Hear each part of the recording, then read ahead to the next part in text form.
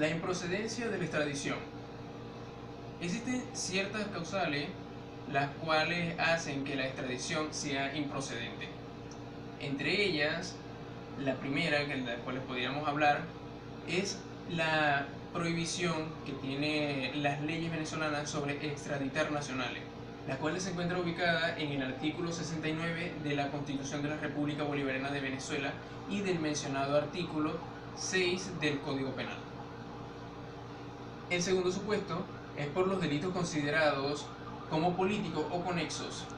A tales fines, el homicidio u otro delito contra la vida o la integridad física o la libertad del jefe de Estado, de gobierno o de su familia no se incluyen en esta clasificación.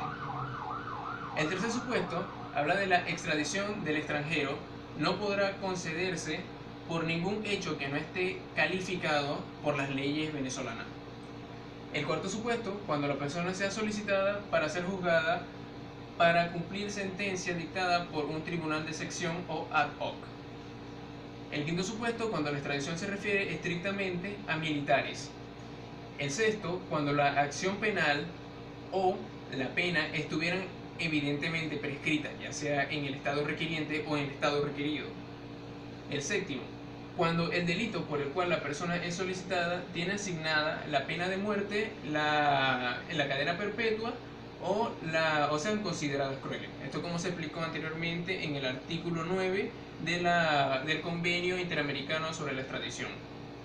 Y el octavo, cuando los tribunales del estado requerido son competentes para juzgar a la persona por el mismo delito por el cual es solicitado. Y el noveno, como final, cuando la persona solicitada le haya sido otorgada el asilo en la parte requerida. Los requisitos de la extradición. La República Bolivariana de Venezuela usualmente exige los siguientes requisitos. Si se trata de un procesado, la copia certificada del auto de detención o la decisión equivalente. Si se trata de un condenado, la copia de la sentencia condenatoria definitivamente firme dictada por la autoridad judicial competente del estado requiriente. La copia de las disposiciones legales que tipifiquen el hecho delictivo y establezcan la sanción aplicable. Un resumen de los hechos por los cuales se solicita a la persona, los datos filiatorios que permitan la identificación del imputado y su nacionalidad. Todos estos documentos deben estar traducidos al idioma del estado requerido y transmitidos a este por la vía diplomática. Esto último es en relación a lo que se estaba explicando anteriormente, que el ministro de Relaciones Exteriores es el que va a realizar todas las traducciones pertinentes para luego enviársela a los gobiernos extranjeros para poder pasar a este procedimiento de extradición. El artículo 15 de la Convención Interamericana sobre la Extradición establece la figura de la solicitud por más de un estado. En el artículo 15 lo que se refiere es en los casos en los que más de dos estados sean los que se encuentren en un procedimiento de extradición. En este se establecen tres supuestos. El primer supuesto se refiere con referencia al mismo delito. Si nos ubicamos en este caso en la extradición pasiva, Venezuela, como país requerido, tendrá que tener la preferencia en el territorio en el cual se cometió el delito. Un ejemplo de esto es si un peruano cometió un delito en Colombia y luego se viajó a Venezuela, y tanto Colombia como Perú realizan una solicitud de extradición. El gobierno de Venezuela tiene que tener la preferencia al estado en el cual se cometió el delito, que en este caso sería Colombia. El segundo supuesto nos habla por los delitos diferentes. Aquí Venezuela, como estado requerido, tendrá que tener la preferencia a la pena más grave tipificada en el estado en el cual se cometió el delito. En este caso, la persona imputada, ya sea por Colombia o por Perú, cometió un crimen en ambos estados. La preferencia en el caso de extradición que tiene que tener Venezuela será a cuál de los dos estados tiene la pena más grave. Y el tercer supuesto habla acerca de los hechos diferentes que el estado requerido considera de igual gravedad. En estos casos, este imputado cometió un crimen en Perú y de igual forma uno en Colombia, y después se encuentra en la República Bolivariana de Venezuela. Ambos estados realizan su solicitud de extradición y son enviadas a la República. Pero ¿qué sucede? Ambas tienen la misma gravedad en cuanto a sus penas. Aquí lo que procederá es cuál de los dos estados realizó la solicitud de extradición primero. El artículo 350 del Código Bustamante expresa que no serán aplicadas si el Estado contratante estuviera obligado con un por un tratado anterior vigente al Código Bustamante a establecer de un modo distinto.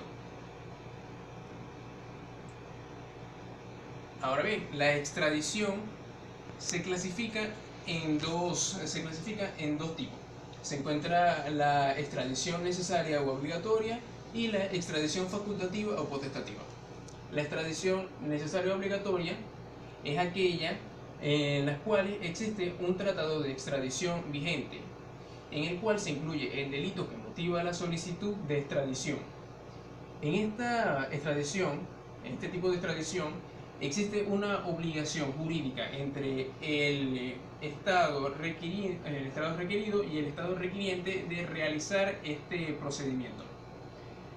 La extradición facultativa o potestativa cuenta con dos supuestos.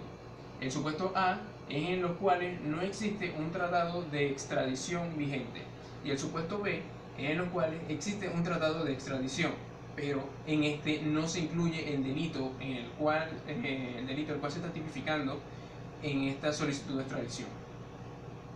Esta es potestativa o facultativa porque, como no se establece el delito, la República tiene la facultad o potestad de decidir si procede o no esta solicitud de extradición. Así pues, la extradición de un extranjero por delitos comunes no podrá acordarse sino por la autoridad competente, de conformidad a los requisitos de los tratados internacionales y, a falta de esto, por las leyes venezolanas. En el artículo 375 del Código Bustamante se encuentra la extradición de tránsito.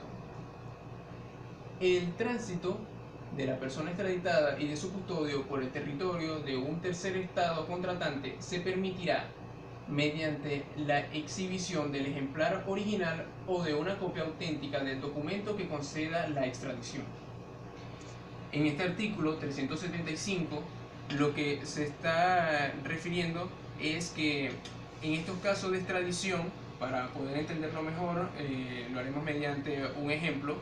En estos casos de extradición, el Estado Ecuador y Venezuela hayan realizado un procedimiento de extradición. Ecuador, como Estado requiriente, envía la solicitud a Venezuela, y Venezuela Venezuela dice que esta procede y tiene que realizar este procedimiento, enviar al imputado desde Venezuela hasta Ecuador. Pero sucede que entre el Estado requerido y el Estado requiriente existe un tercer Estado, el cual no tiene participación alguna en este procedimiento, el cual en este caso sería Colombia. Aquí lo que sucede es que Venezuela, como se está contando en el artículo 375, tiene que mostrar, los custodios tienen que mostrar el ejemplar original o la copia para que este tercer estado permita esta extradición de tránsito. Esto se da por un motivo en el cual lo que se busca es salvaguardar la integridad de la persona y que se verifique que este procedimiento no tiene nada de fraudulento, de que no se está haciendo por trata de blancas o algún hecho parecido. Cabe destacar que en base a las investigaciones que se estaban realizando para explicar este artículo, se encontró que una de las formas más idóneas para realizar este procedimiento de extradición de tránsito es por medio de vía aérea sin escala. En el artículo 376 del Código Bustamante se establece que el Estado que obtenga la extradición de un acusado que fuere luego absuelto estará obligado a comunicar al que la concedió una copia auténtica del fallo. En este artículo 376 se habla de que el Estado requiriente, una vez se haya emitido la extradición, haya sido procesado el individuo y haya sido absuelto, este deberá comunicar al Estado, el Estado requerido, deberá enviarle una copia auténtica del fallo para que el Estado requerido conozca qué fue lo que sucedió con este individuo. Y en el artículo 377 del Código Bustamante establece que la persona entregada no podrá ser detenida en prisión ni juzgada por el Estado contratante a quien se entregue por un delito distinto al que hubiera motivado la extradición y cometido con anterioridad a la misma, salvo que consiente en ello el Estado requerido, o que permanezca el extraditado libre en los primeros 3 meses después de juzgado y absuelto por el delito que originó la extradición, o de cumplida la pena de privación de libertad impuesta. En este artículo 377 nos hace referencia a que el Estado requiriente no podrá realizar un procedimiento con un delito diferente al que motivó esta solicitud de extradición. Esto se da para salvaguardar la integridad de la persona y que no sea menoscabada el derecho a la libertad. Así bien, se dice que en este artículo 337 se establece que si se trata de un delito distinto al que motivó la solicitud de extradición o un delito anterior, se podrá realizar 3 meses después de el que originó la extradición, ya sea que hubiera cumplido la pena o que hubiera sido absuelto de ella. Ya para finalizar nos encontramos la figura de la reextradición, en la cual un Estado requiriente solicita la extradición a un Estado B, que sería el Estado requerido. Aquí se realiza todo el procedimiento de la extradición pasiva, como ya le estábamos contando, y el Estado B otorga la extradición al Estado A.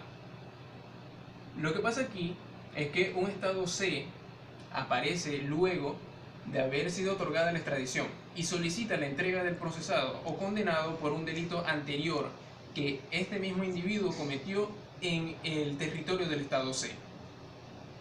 Aquí el Estado A, que era el Estado requiriente, pasa a ser un Estado requerido, y este Estado A, para poder realizar este procedimiento de reextradición, debe realizar un permiso, el cual le será enviado al Estado B, que es el Estado requerido, para que éste se pronuncie de que si procede o no este procedimiento de reextradición. Aquí sucede algo. Este permiso tiene que ser realizado obligatoriamente por el Estado requiriente, y si éste no lo realiza, está violando un principio de derecho internacional y no se podrá pasar a la reextradición. Para agregar más en este procedimiento de la reextradición, cabe destacar que el maestro Grisanti nos menciona de que en ninguno de los tratados realizados por Venezuela se permite la reextradición.